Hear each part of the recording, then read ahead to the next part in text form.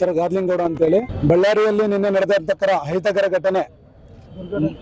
ದುರ್ಘಟನೆ ಅಂತಾನೆ ಹೇಳ್ಬೋದು. ಬಳ್ಳಾರಿಯಲ್ಲಿ ಮೋದಿ ಸರ್ಕಲ್ ಹತ್ರ ಇರುವ ಹೊಸ ಬಸ್ ಸ್ಟ್ಯಾಂಡ್ ಮುಂದ್ಗಡೆನೆ ಆಗಿರುವಂತಹ ದುರ್ಘಟನೆ ಇದು. ಅಮಾಯಕ ಎರಡು ವಿದ್ಯಾರ್ಥಿಗಳು, ಒಬ್ಬ ಹುಡುಗ ಸಾವನ್ನಪ್ಪಿದ್ದಾನೆ, ಇನ್ನೊಬ್ಬ ಹುಡುಗ ಸಾವು ಬದುಕಿನ ನಡುವೆ ಎರಡಕ್ಕೂ ಹತ್ತಿರವಾದಂತ ಸಂದರ್ಭದಲ್ಲಿ ಹೋರಾಡ್ತಾ ಇದ್ದಾನೆ. ಅವನಿಗೆ ಬೇಕಾಗಿದ್ದಂತ ವೆಚ್ಚ ಆಗ್ಲಿ, ಅವನ ಬಗ್ಗೆ ಆಗ್ಲಿ, ಕಾಳಜಿ ಆಗ್ಲಿ KSRTC ವತಿಯಿಂದ ಇಲ್ಲಿವರೆಗಾಗ್ಲಿ ಮಾನವೀಯತೆ ದೃಷ್ಟಿಯಿಂದ ಆಗ್ಲಿ ಅವ್ರ ಮಕ್ಳಿಗೆ ಏನಾದ್ರು ಆದ್ರೆ ಹಿಂಗೆ ಸುಮ್ಮನೆ ಇರ್ತಾರ ಅನ್ನೋ ಪ್ರಶ್ನೆ ನಮಗೆ ಮೂಡಿರೋದ್ರಿಂದ ನಾವು ಬಂದು ಇಲ್ಲಿ ನ್ಯಾಯ ಕೇಳಿದಾಗ ಇವ್ರು ಯಾವುದೇ ಅಂತಕ್ಕಂಥ ನಮಗೆ ಸಪೋರ್ಟ್ ಮಾಡಲೇ ಇಲ್ಲ. ಯಾಕಂದ್ರೆ ಆಕಾಶನ ಹುಡುಗ ಒಂದು ಕಣ್ಣು ಪೂರ್ತಿಯಾಗಿದೆ, ಇನ್ನೊಂದು ಕಣ್ಣು 95% ಹೋಗಿದೆ ಅಂತ ಡಾಕ್ಟರ್ಸ್ ಹೇಳ್ತಾ ಇದಾರೆ. ಸ್ಕಲ್ಗೆ 7 ರಿಂದ 8 ಬ್ರೇಕ್ಸ್ ಆಗಿದೆ ಅಂತ ಹೇಳ್ತಿದಾರೆ. ಹಾಗಾಗಿ ನಮ್ಮ ರಿಕ್ವೆಸ್ಟ್ ಏನಾದ್ರೆ ಅಂದ್ರೆ ಆ ಹುಡುಗ ಸತ್ತಿರೋಂಥ ಹುಡುಗ ಒಬ್ಬನೇ ಮಗ, ಅವ್ರು ನಿನ್ನೆ ತಂದೆ ತಾಯಿ ಇಬ್ಬರು ಮಕ್ಕಳು ಬಳ್ಳಾರಿಯಲ್ಲಿ ಓದ್ಲಿ ಅಂತೇಳಿ ಬಿಟ್ಟು PGಯಲ್ಲಿ ಬಿಟ್ಟು ಹೋಗಿರ್ತಾರೆ. ಏನೋ ಒಂದು ಸಾಮಾನು ಬೇಕಾಗಿರೋದ್ರಿಂದ ತಗೊಳಕ್ ಬಂದಿರ್ತಾರೆ ಇಬ್ರು ಹುಡುಗರು. ದುರ್ಘಟನೆ ಎಂತ ಆಗಿದೆ ಅಂದ್ರೆ ಆ ಬ್ರೇಕ್ ಫೇಲ್ ಮಾಡಿದಂತ KSRTC ಅಧಿಕಾರಿಗಳು ಅದೇ ಗಾಡಿಯನ್ನು ರಾಂಪುರ್ಲಿಂದ ಹಿಂಗ್ ಬಳ್ಳಾರಿ ಕಳಿಸಿದ್ದಾರೆ.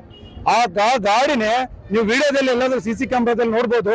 ಎಷ್ಟು ಈಸಿಯಾಗಿ ಮಕ್ಕಳು ಜಾರ ಬಂಡಿ ಹೆಂಗ್ ಆಡ್ತಾರೆ. ಇನ್ನು ಮುಂದೆ ಈಚರ್ ಗಾಡಿ ಇದೆ, ಸೆಂಟ್ರಲ್ ಆ ಮಕ್ಕಳಿದ್ದಾರೆ, ಫಾಸ್ಟ್ನೂ ಇಲ್ಲ ಏನಿಲ್ಲ, ಹುಡುಗರು ಸ್ಲೋ ಆಗಿ 10 ರಿಂದ 20 ಕಿಲೋಮೀಟರ್ ಸ್ಪೀಡ್ ನಲ್ಲಿ ಇದ್ದಾರೆ.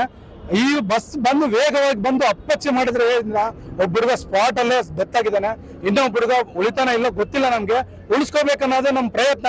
ಅದಕ್ಕೋಸ್ಕರ ನಾವು ಇಲ್ಲಿ KSRTC ಮುಂದೆ ಬಂದು ಅವ್ರನ್ನ ರಿಕ್ವೆಸ್ಟ್ ಮಾಡಿದೀವಿ. ಮಾಡಿಲ್ಲ ಅಂತ ಕಾರಣದಾಗ ನಾವು ಶಾಂತಿಯುತವಾದ ಧರಣಿ ಮಾಡ್ತಾ ಇದೀವಿ.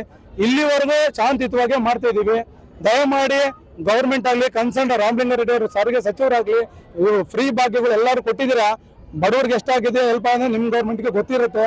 ಹಾಗಾಗಿ ಈ ಯುವಕರಿಗೆ ಸತ್ತಿರೋಂಥ ಹುಡುಗ ಮ್ಯಾಕ್ಸಿಮಮ್ ಅಮೌಂಟ್ ಅವ್ರಿಗೆ ಕಾಂಪನ್ಸೇಷನ್ ಕೊಟ್ಟು ಈಗ ಸಾವು ಬದುಕಿನ ಮಧ್ಯೆ ಹೋರಾಡ್ತಾ ಇರ್ತಕ್ಕಂಥ ಈ ಹುಡುಗನಿಗೆ ದಯಮಾಡಿ ನಮ್ಗೆ ಯಾರಿಗೂ ದುಡ್ಡು ಕೊಡೋದು ಬೇಡ, ಚಿಕಿತ್ಸಾ ವೆಚ್ಚವನ್ನು ದಯಮಾಡಿ ಗೌರ್ಮೆಂಟ್ ಅದನ್ನ ಮಾಡಿ ದಯಮಾಡಿ ಆ ಹುಡುಗನ್ನ ಬಲಿ ಪಡೆದಂಗೆ ಆ ಹುಡುಗನ ಉಳಿಸ್ಕೊಡ್ಬೇಕಾಗಿ ತಮ್ಮಲ್ಲಿ ಕಳಕಳಿಯಿಂದ ಮನವಿ ಮಾಡ್ಕೊಂತ ಇದ್ದೀನಿ.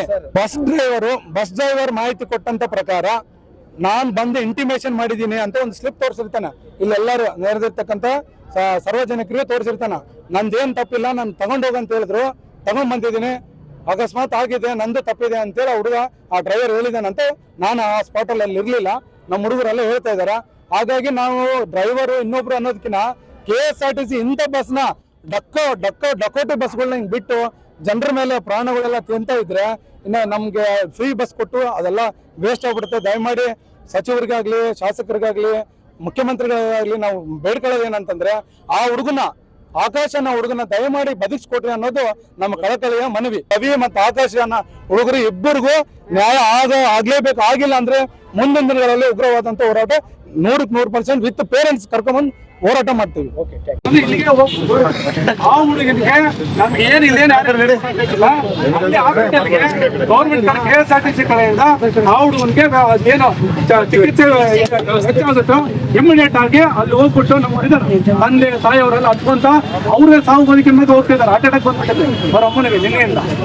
ಮಗ ಕೈಗೆ ಬಂದಿದ್ದ ಮಗ ಈ ತರ ಆಗ್ಬಿಟ್ರೆ ಬಡವರು ಇದ್ದಾರೆ, ಅವ್ರಿಗೆ ಕೈ ಕರ್ಕೊಂಡಿಲ್ಲ.